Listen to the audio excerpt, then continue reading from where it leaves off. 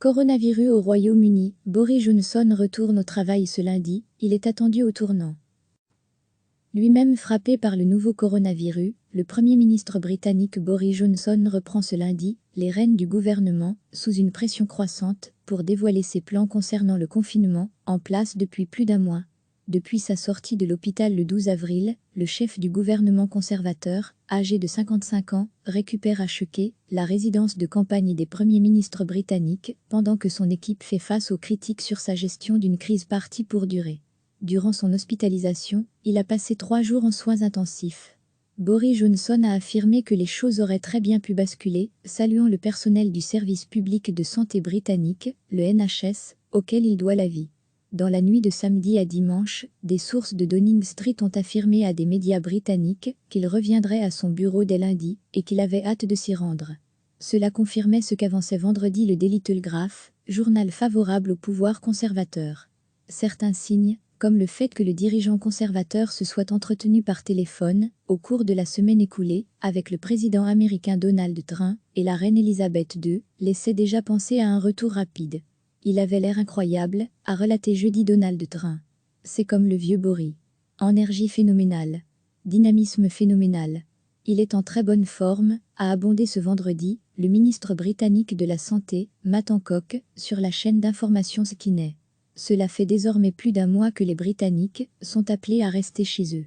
Chômage qui flambe, maladies autres que le Covid-19 pas toujours traitées, écoles fermées, les attentes sont fortes pour que Boris Johnson fasse part de ses projets pour tenter de remettre l'économie en ordre de marche et s'expliquer sur l'avenir du confinement, instauré le 23 mars et prolongé au moins jusqu'au 7 mai.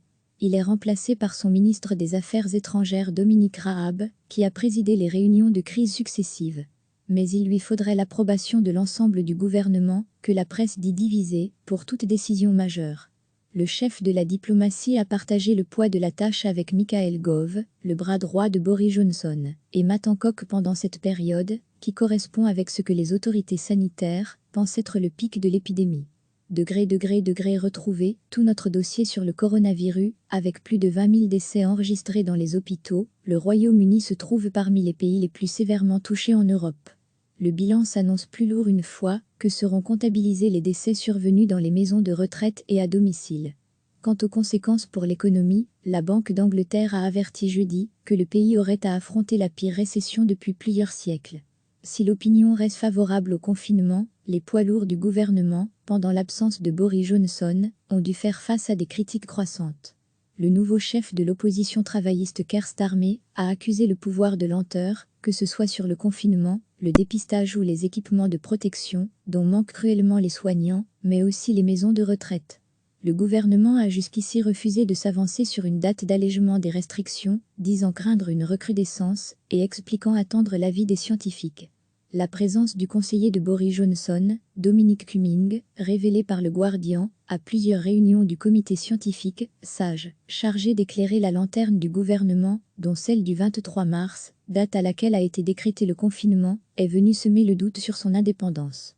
Degré lire aussi, déconfinement en Belgique, les réponses à toutes les questions que vous vous posez si Downing Street, étriant au passage les médias, souligne que les conseillers politiques n'y ont aucun rôle, l'opposition travailliste juge que cette affaire vient mettre à mal la confiance des Britanniques. La première ministre écossaise Nicola Sturgeon a aussi fait monter la pression en levant le voile sur sa stratégie, avec notamment une réouverture progressive de certaines entreprises et des écoles. En Irlande du Nord, la première ministre Arlene Foster a laissé entendre qu'elle pourrait lever les restrictions avant que l'Angleterre ne le fasse. Recevez chaque matin l'essentiel de l'actualité. Lui-même frappé par le nouveau coronavirus, le Premier ministre britannique Boris Johnson reprend ce lundi les rênes du gouvernement, sous une pression croissante, pour dévoiler ses plans concernant le confinement, en place depuis plus d'un mois. Depuis sa sortie de l'hôpital le 12 avril, le chef du gouvernement conservateur, âgé de 55 ans, récupère à Chuquet, la résidence de campagne des premiers ministres britanniques, pendant que son équipe fait face aux critiques sur sa gestion d'une crise partie pour durer. Durant son hospitalisation, il a passé 3 jours en soins intensifs. Boris Johnson a affirmé que les choses auraient très bien pu basculer, saluant le personnel du service public de santé britannique, le NHS, auquel il doit la vie.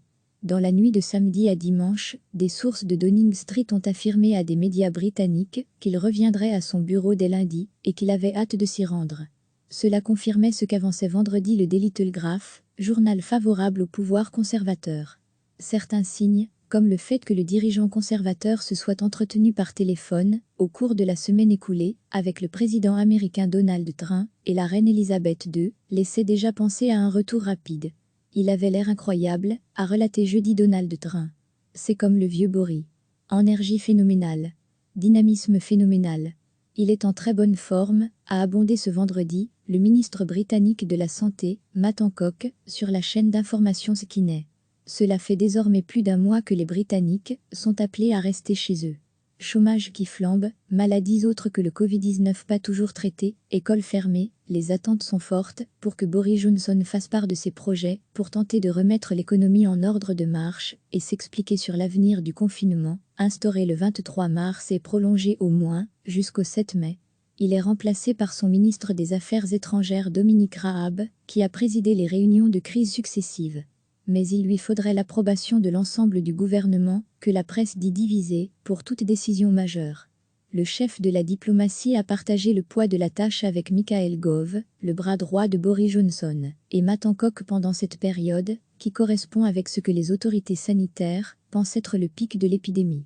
Degré retrouvé, tout notre dossier sur le coronavirus, avec plus de 20 000 décès enregistrés dans les hôpitaux, le Royaume-Uni se trouve parmi les pays les plus sévèrement touchés en Europe.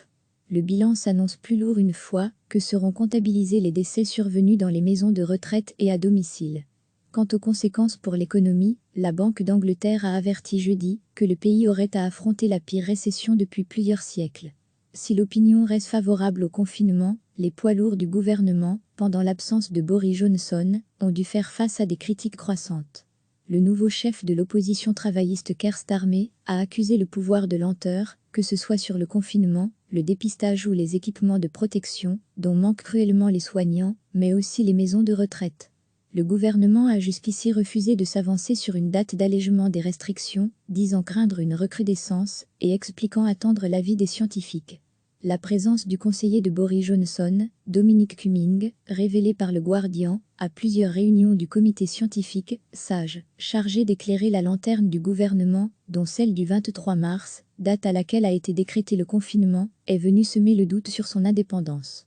Degré lire aussi, déconfinement en Belgique, les réponses à toutes les questions que vous vous posez si Downing Street, étriant au passage les médias, souligne que les conseillers politiques n'y ont aucun rôle, l'opposition travailliste juge que cette affaire vient mettre à mal la confiance des Britanniques. La première ministre écossaise Nicola Sturgeon a aussi fait monter la pression en levant le voile sur sa stratégie, avec notamment une réouverture progressive de certaines entreprises et des écoles. En Irlande du Nord, la première ministre Arlene Foster a laissé entendre qu'elle pourrait lever les restrictions avant que l'Angleterre ne le fasse. Cliquez sur s'abonner pour recevoir les dernières nouvelles.